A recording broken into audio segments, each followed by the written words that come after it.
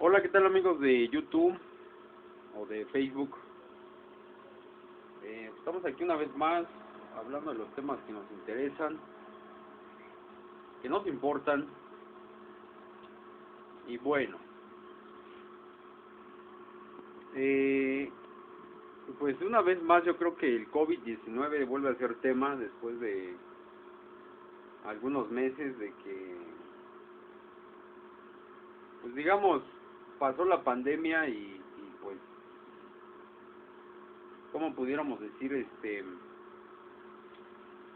Pues pasó la pandemia, pero a la vez, eh, bueno, no pasó, está pasando, pero digamos, hubo este flujo de personas.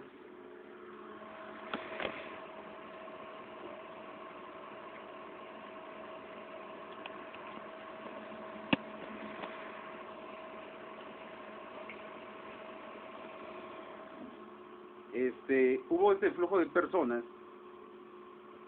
Entonces, pues, aquí hay una nota que dice,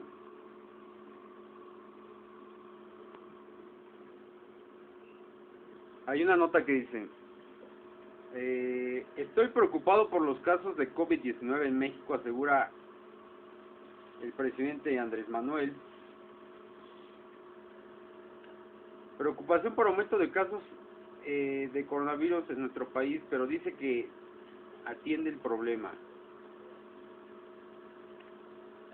El presidente de México admitió este miércoles estar preocupado por el aumento de los casos de COVID. Eh, yo podría decir con toda responsabilidad que tenemos que, sí debemos estar pendientes, no confiarnos, seguir llamando a la gente a que nos ayuden. Si me pregunta a mí como presidente, sí estoy preocupado, sí estoy preocupado, claro que estoy más ocupado, dijo en su conferencia matutina desde Palacio Nacional. Bueno, resulta ser que Ecatepec, el municipio donde yo vivo, pues ya va a volver a color rojo, semáforo rojo. Debo decir que aquí en mi calle, en la calle Emiliano Zapata de la colonia Llano de Morelos 2, que le corresponde al sector 15, pues honestamente ha habido muchas fiestas, muchos vecinos, pues yo creo que nunca respetaron el confinamiento, hacen fiestas regularmente. Yo he llamado a las patrullas para que ya les apaguen su fiestecita. Y pues no, las patrullas de aquí del sector 15 de Catepec, pues se montan en su macho y pues nomás no hacen lo debido. Aparte que a veces no me dejan dormir, ¿verdad? Pero entonces, pues ahí están los resultados de una sociedad indisciplinada. Obviamente no es la única país donde esto sucede.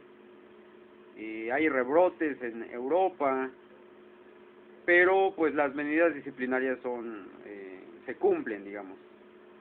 Apenas Alemania igual está metiendo medidas disciplinarias porque pues ya hay rebrotes. O sea, el rebrote no es lo cuestionable, obviamente, pero sí que las autoridades, pues por lo menos aquí, pues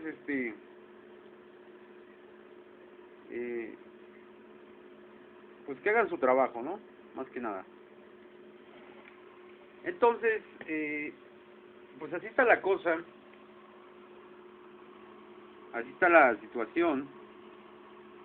Eh,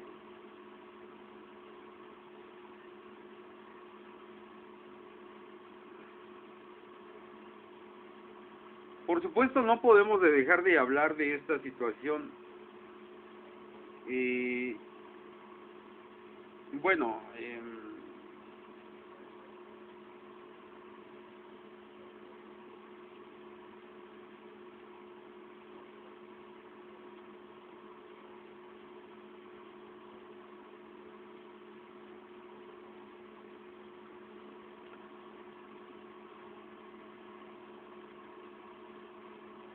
Dice, van 16 detenidos por caso de profesor decapitado en Francia. Hombre decapitó al maestro en el suburbio de París, informa fiscal de antiterrorismo en Francia. Fíjense que esta decapitación de este maestro, pues los franceses lo tomaron como un acto terrorista. Aquí en México pues eso no sucede. Obviamente es otro contexto, ¿no? Ahí, por ejemplo, el profesor francés parece ser que se burló de Mahoma, lo ridiculizó, y pues pues se tomaron ahí, bueno, los pues obviamente hubo personas que se sintieron ofendidas y tomaron estas acciones muy lamentables, por cierto, pero pues vamos, es otro contexto muy diferente a lo que pasa en México, pero sí cabe mencionar que pues como que se toman allá las cosas más en serio, ¿no? Precisamente dice, corran, corran, hay gente muerta, ataque en Niza. Dice, atentado terrorista en Francia deja 3 personas muertas, una víctima fue decapitada. Pues digamos, ¿no? O sea, es una diferencia de que pues este tipo de actos en otros países se toma muy en serio. Eh,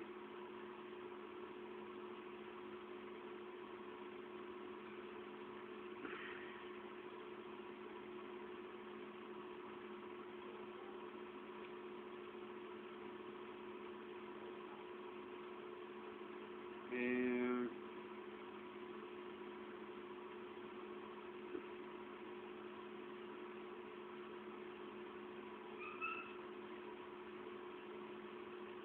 bueno, entonces ya volvió la preocupación por lo del COVID. Eh, ya volvió esta situación, bueno, no tanto preocupación, pero sí, pues volvió a ser tema, ¿no? Este,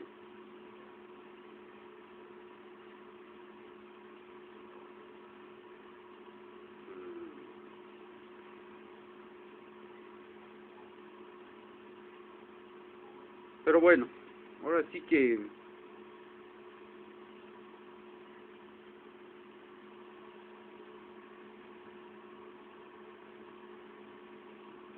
desafortunadamente pues es así.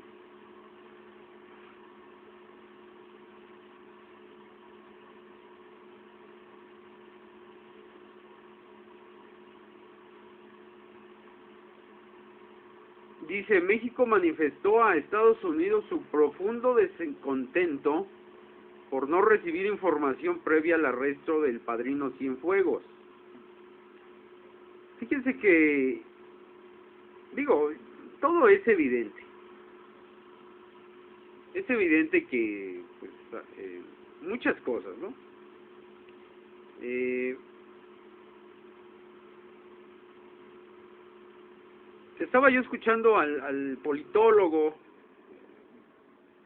Edgardo Buscaglia, y precisamente sabemos que en México, es lo bueno de esas personas que tienen mucha información, es gente muy inteligente, bueno, saben memorizar muchas cosas.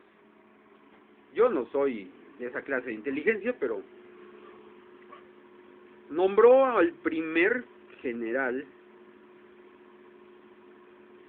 Desafortunadamente México tiene una gran tradición, ¿verdad? No por eso van a pagar justos por pecadores, pero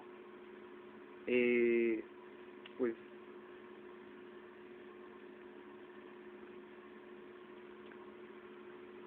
pues eh,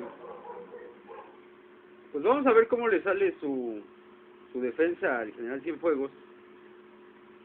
eh, Vamos a ver.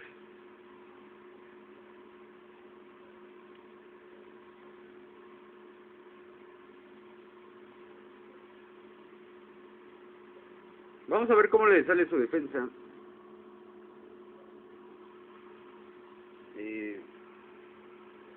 dice,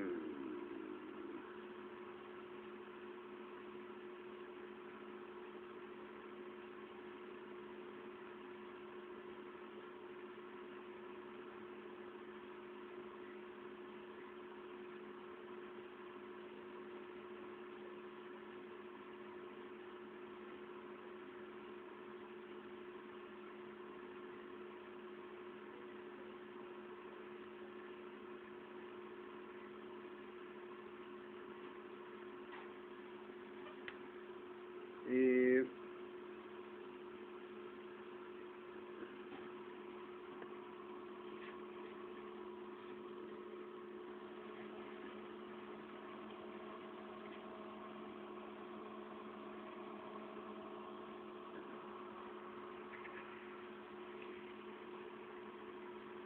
entonces en ese sentido, pues,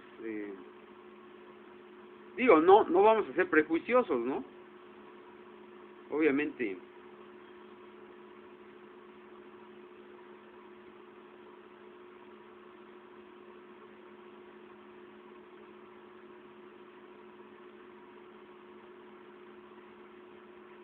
No vamos a decir que este por default Cienfuegos va a ser un narcomilitar. No es eso, o sea, no es prejuicio, pero eh,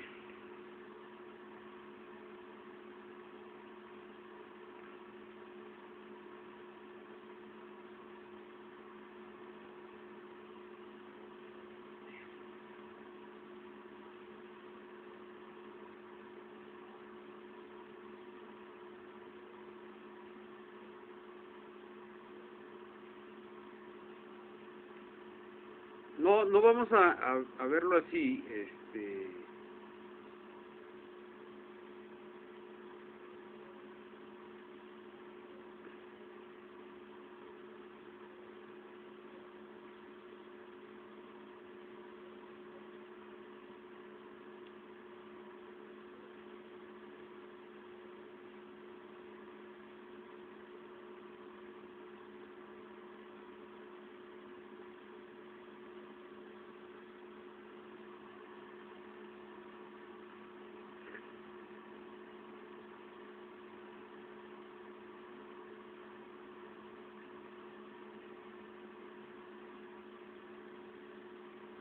a ver.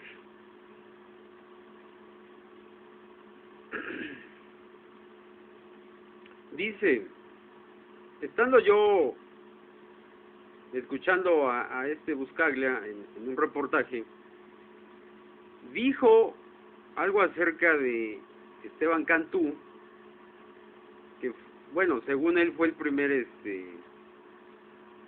militar que pudo crear un cartel. Desafortunadamente los carteles se evidencian, se hace notar porque detrás de un gran cartel hay un gran general. Sí, efectivamente, Buscaglia dijo que también que el H2 pues es una célula criminal, básicamente. No tiene ningún eh, vamos, ni siquiera es un cartel, es una célula criminal. Eh, pero como yo he comentado en otros momentos, ¿cómo se hicieron grandes carteles los que hoy son grandes carteles? Bueno, pues en algún momento pudieron haber sido pequeños carteles o células criminales o células armadas, brazos armados de los carteles. Y es algo que yo estaba analizando, ¿no? ¿Cómo es posible que, por ejemplo, el cártel Jalisco, que hoy por hoy es el cartel más grande de México, cómo es que creció en las narices de, pues obviamente de los grandes carteles, ¿no?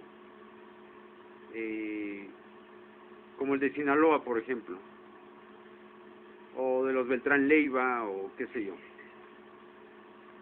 Y precisamente, bueno, el Mencho salió del cartel del Milenio, después pues andaba con los Matacetas, y luego ya pues formó su propio cartel.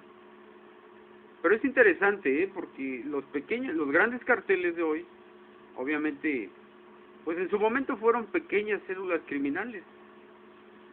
Entonces, digo, muchos críticos dicen, ay, pues es que cómo va a padrinar al H2, pues el H2 no es nada.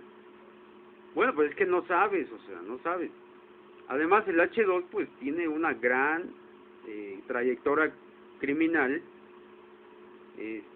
Obviamente es una persona de confianza el H2, no por lo grande de su célula criminal.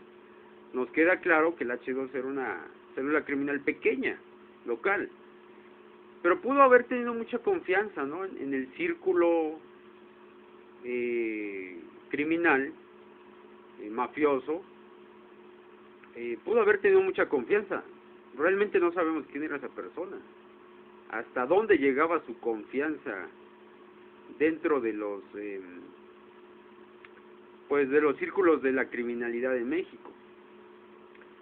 Dice, entre las historias poco conocidas del narcotráfico en México está la de un hombre identificado como Esteban Cantú Jiménez, un coronel del ejército que en 1915 asumió el cargo de jefe político y militar del Distrito Norte del territorio federal de Baja California en la frontera con Estados Unidos.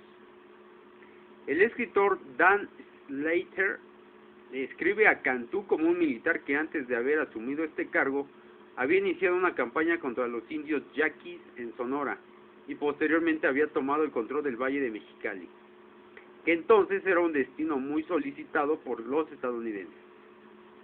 En su libro Narco en la frontera, adolescentes al servicio de los Zetas, Slater lo califica como el capo original y el primer capo del vicio en México, ya que de acuerdo con sus investigaciones fue quien innovó un rol que existía en el país desde hace años, el tráfico de drogas. Datos de Slater y de investigaciones académicas señalan que el coronel fiscalizó la producción y el expendio de licores, las actividades de los prostíbulos y casinos, así como del comercio del opio para solucionar las carencias económicas que había dejado en la zona de la Revolución Mexicana. El impuesto de patente a fábricas de opio legalizó el procedimiento, la distribución y el consumo y estableció las respectivas obligaciones fiscales. De esta manera, la actividad de los fumadores de opio, así como el procesamiento y empaque del narcotráfico, que tenía lugar en locales semiclandestinos que operaban en el distrito, fue legalizada. Esto a pesar de que hasta antes de esa fecha, China y México habían firmado acuerdos internacionales que regulaban el comercio de opio y que desde 1912 el Consejo Superior de Salubridad en México había impuesto restricciones a la importación y exportación de ese producto, además de una prohibición a fumarlo, señaló Cinia B. Capo Valdivia, investigadora de la Universidad Autónoma de Baja California, en el documento Clandestinidad, Fiscalía y Tolerancia, el opio en el discurso oficial México 1915-1916. El documento de la investigación señala que durante el primer año en que se implementaron los cobros, el 44% de lo recaudado por el municipio de Mexicali fue originario por la vía de la tolerancia, es decir, provenía de gravames a diferentes aspectos del rubro del opio. A las fábricas que importaban, exportaban y procesaban opio, por ejemplo, se les impuso un cobro mensual pagado por adelantado de 1,000 pesos para los establecimientos que purificaban más de 250 kilos mensuales y de 500 pesos para aquellos que procesaban una menor cantidad. También se cobró por importar opio. Las cuotas diferenciaron entre otro producto purificado, medio purificado y en greña, según Capo Valdivia. En su libro, Slater menciona que Cantú integró un equipo de 1,800 hombres para controlar la seguridad en Mexicali, que entonces era conocida como la Zona Roja, por el flujo de mercancías ilegales que pasaban por el territorio.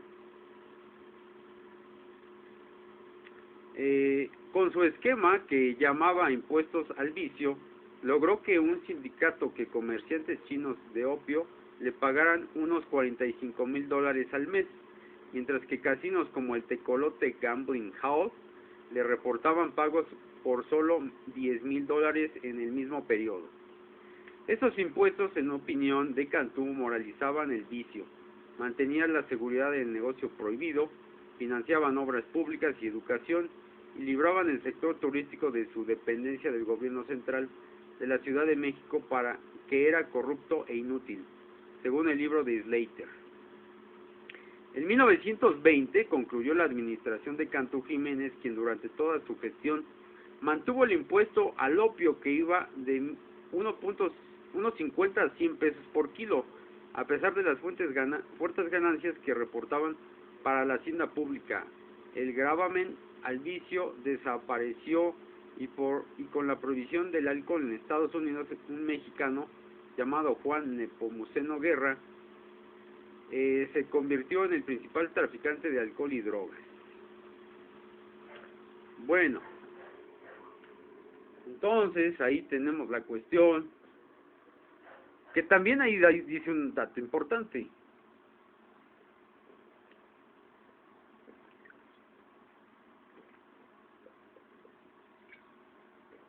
Ahí dice que los chinos ya desde ese entonces ya pues traían para México opio en este caso.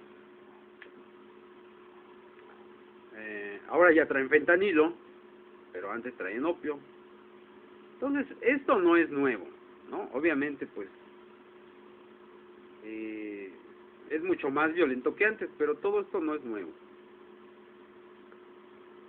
Ahora, no vamos a ser prejuiciosos, yo no voy a entrar en eso, pero lo que sí es que si Estados Unidos dice tener pruebas, lo más seguro es que sí tenga pruebas. O sea, es una probabilidad alta. Pero también es una alta probabilidad que el general Cienfuegos esté dentro de una cuestión pues ilícita. Y también vamos a darle crédito también, o sea, porque México dice, ahorita estaba leyendo un artículo que dice que a través de las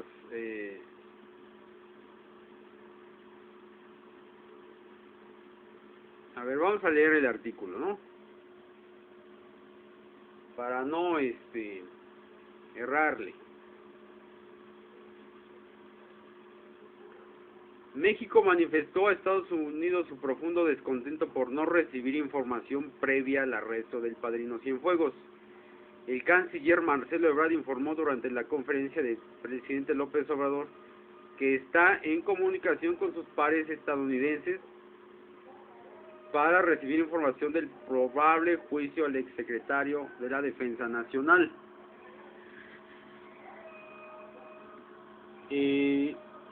Aquí hay algo muy importante, y es verdad, El canciller mexicano, Marcelo Ebrard, dijo este jueves, durante la conferencia de prensa, el presidente mexicano Andrés Manuel López Obrador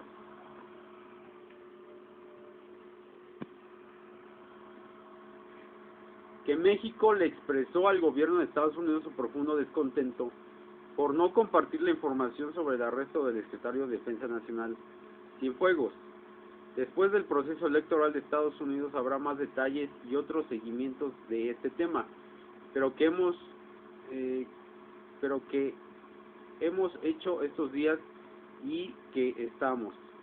Primero, asistencia consular al general Cienfuegos por parte de nuestro cónsul general Cienfuegos desde el primer momento, porque tenemos que garantizar el debido proceso en su defensa y que no se cometan atropellos y abusos. Segundo, le hemos hecho saber nuestro profundo descontento con que no se haya compartido esta información con nuestro país. Ya podemos darle otros datos adicionales, indicó el secretario de Relaciones Exteriores. Bueno, en este tema,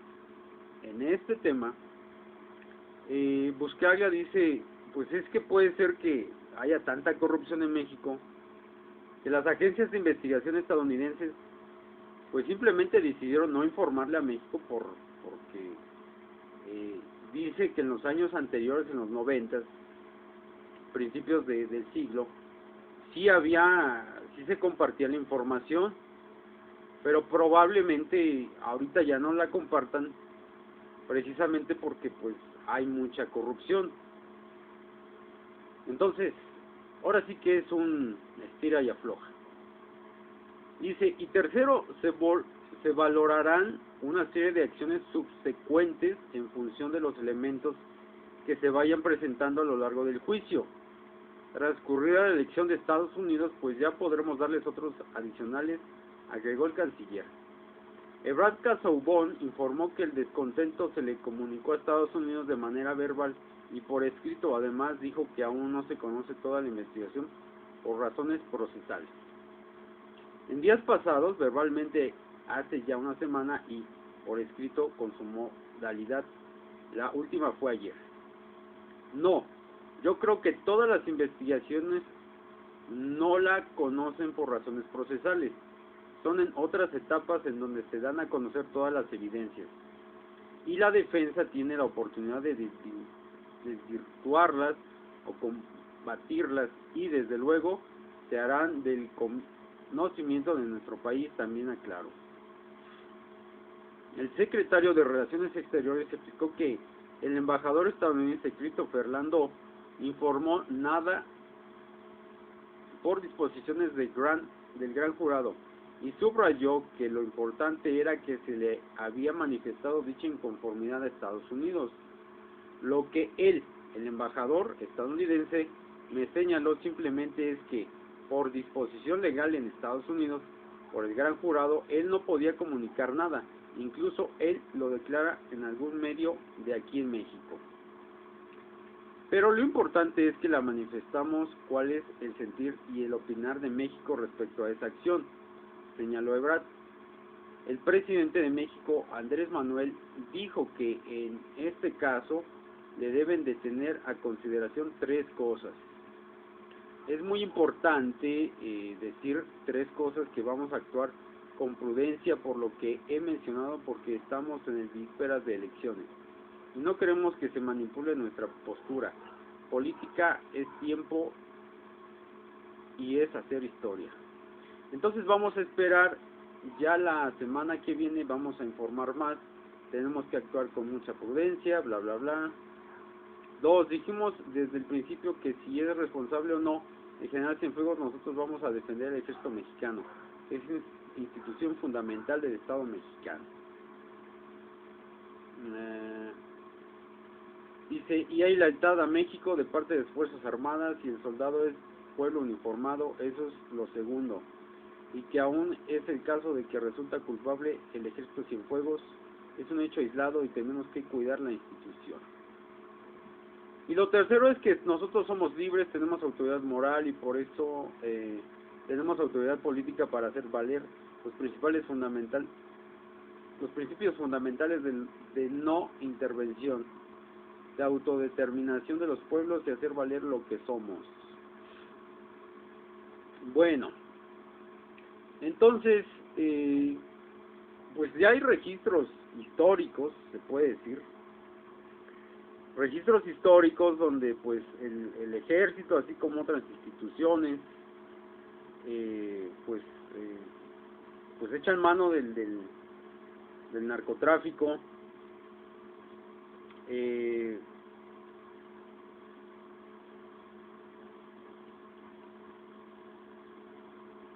Y bueno, pues es una situación sumamente complicada.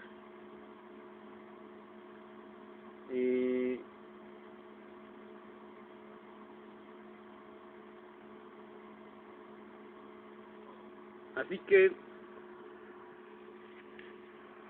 pues ya nomás nos queda esperar. Bueno,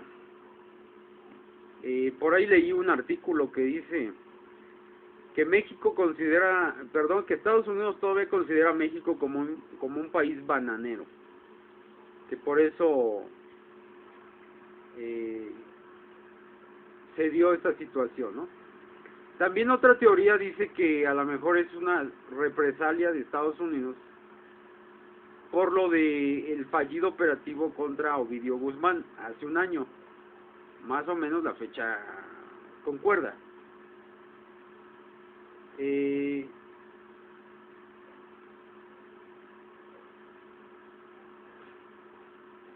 Entonces,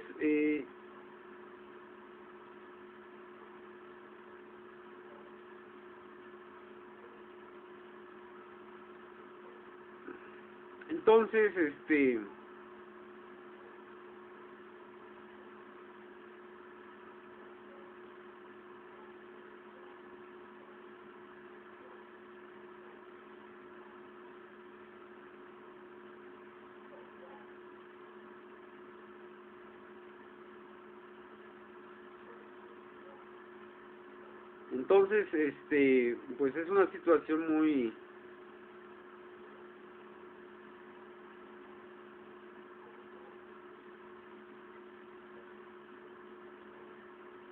complicada.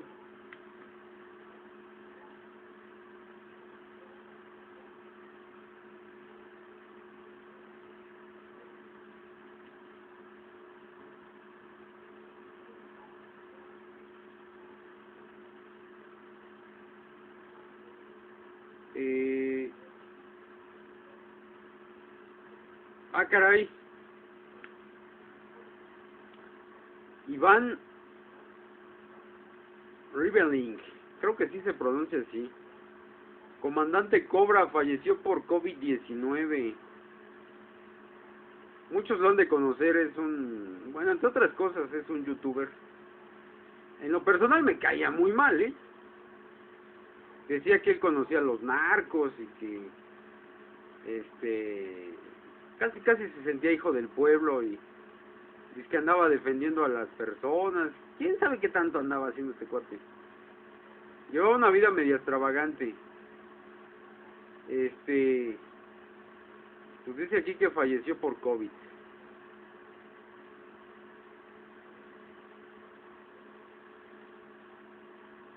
Entonces, bueno, pues lástima. Lástima, lástima.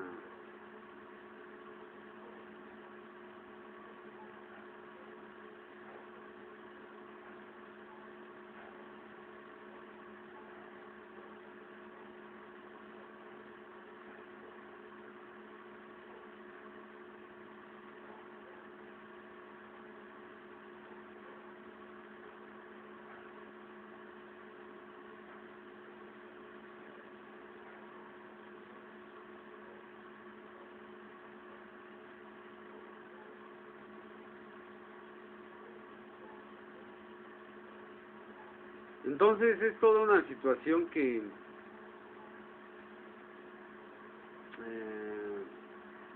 bueno, pues así es. Otro de los temas o de las noticiones,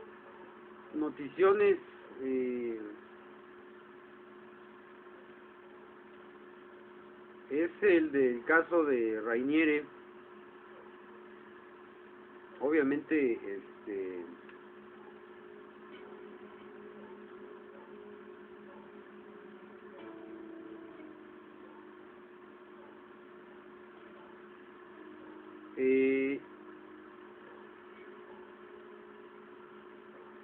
mm,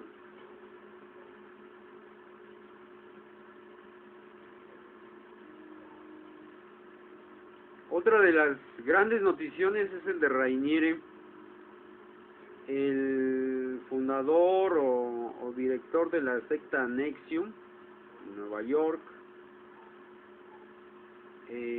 condenado a cadena perpetua.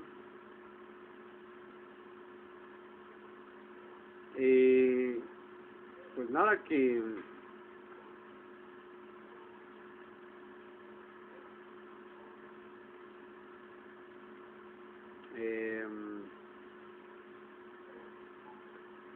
pues ya está, ¿no? Ahora sí que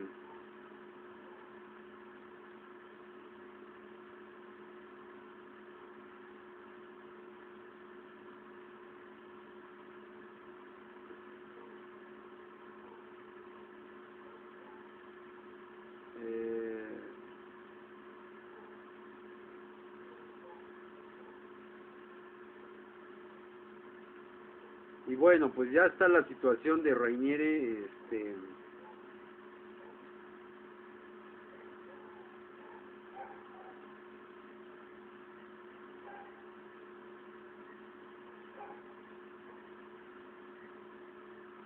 vamos a ver qué otras noticias por aquí nos encontramos.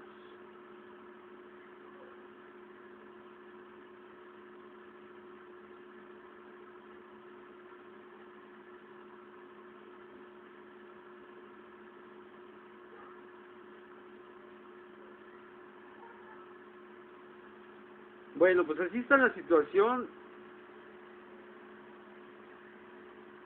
Eh, Siempre sí se quedó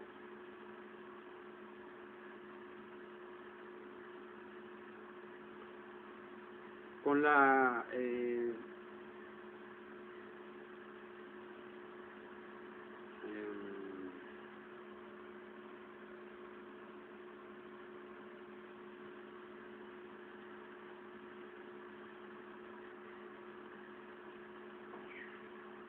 con la Suprema Corte de Estados Unidos, la jueza Barrett. eh, bueno, pues ya la Suprema Corte ya le es de ella. eh, Digo, no me tenía que gustar, no me gusta la persona, para ni es mi país, ¿verdad? Pero bueno, no es que sea mujer, sino que pues no sé, no sé, porque van a decir que soy machista o o misógino, no sé, pero no es eso, o sea, simplemente que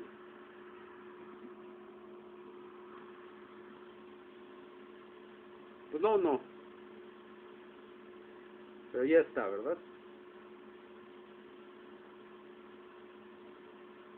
Dice que últimamente, aquí dice, profesor de bachilleres golpea a una mujer durante clase en línea. Se ha desatado esto de los profesores. A ver, vamos a ver, porque incluso YouTube aquí dice que este video puede ser inadecuado para algunos usuarios. Ah, caray. Bueno, los profesores son violentos, pero se ha desatado una serie de cuestiones por los comentarios misóginos.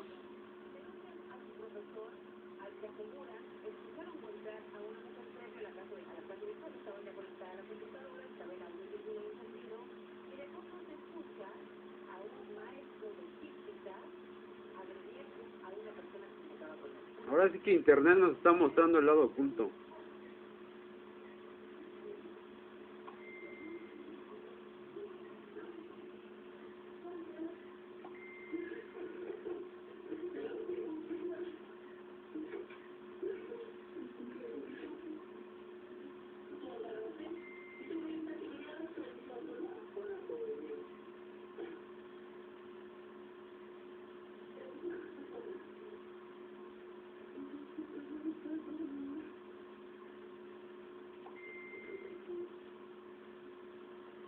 Órale, Internet nos está mostrando el lado oscuro de los profesores,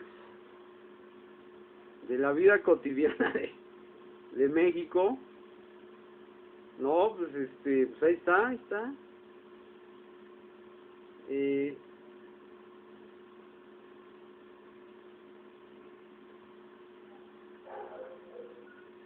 pues ahí está, ¿no? Un profesor de bachilleres golpeando ahí a una mujer o agrediéndola. Pues quién sabe, quién sabe. Es el día a día de México que, pues algunas familias, la verdad, pues es una doble moral, ¿no? Muchas familias presumen de una vida normal y pues en el fondo hay mucha violencia. Este, Hay demasiada violencia en México, ¿eh? Yo en lo personal, pues sí, a veces, pues es que mire, yo tengo un debate ahí porque es que los tiempos cambian, obviamente. Yo ya les he dicho que hace 15 años, 20 años, eh, acosar a una mujer no estaba penalizado, ahora sí está penalizado. Eh, bueno, o sea, pero por otra parte, en México, mm, ¿cómo se puede decir? Pues es una parte cultural, ¿no? Por ejemplo, en México, aquí todos los hombres, los varones, no pueden vivir sin mujer, ¿no? Entonces, digo, ahorita yo ya cambié, ya no es lo mismo. Pero a lo que me refiero es que hay mucha presión social, ¿no? Por ejemplo, uno como hombre debe tener trabajo, esposa e hijos. Y es el modelito mexicano, ¿no? Y hay una presión todos los días, ¿no? De cásate, tus hijos. Entonces, supongo que muchos hombres, pues, no sé, o sea, es que México es un país de contradicciones, de matices, y bueno,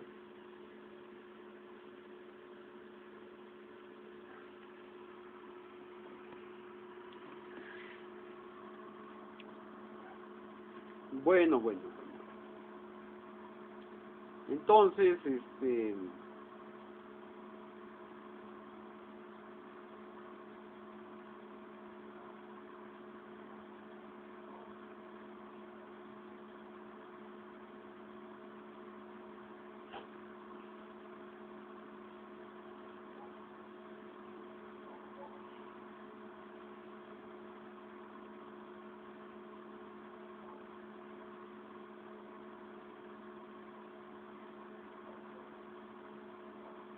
bueno,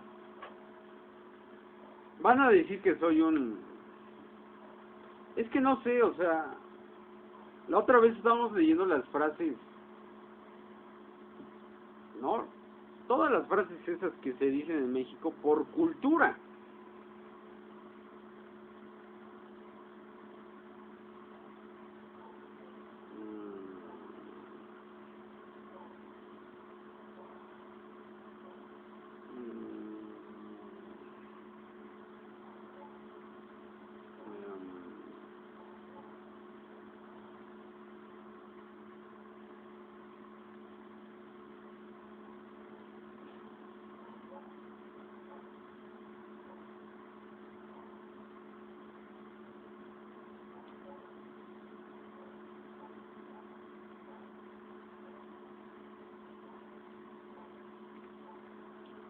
Son esas frases, eh,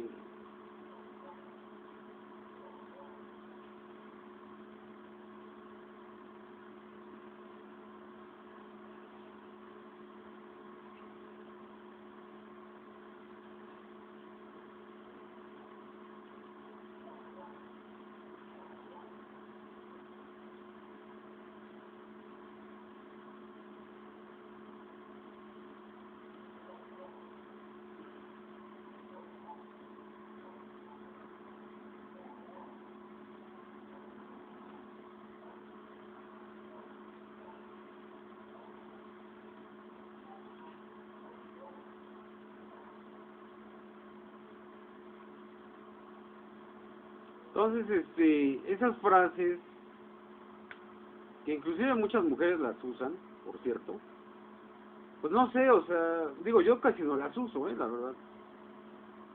Pero en México hay cantidad de frases y de dichos y de groserías que se dicen a través de frases o de palabras que no son groserías, o sea, se dicen muchas cosas tras bambalinas, ¿no?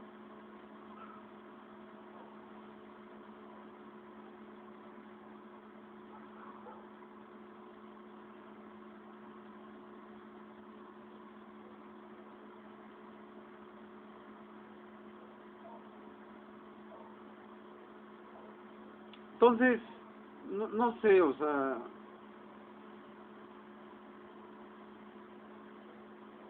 a ver, vamos a ver.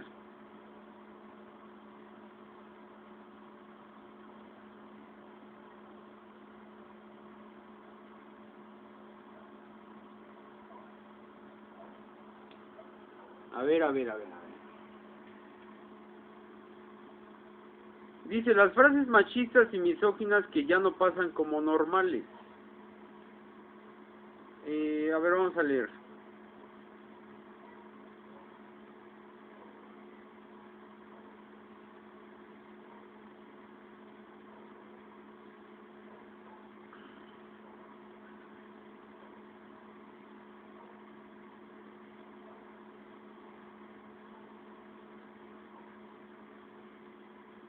Dice, ahora todo es machismo.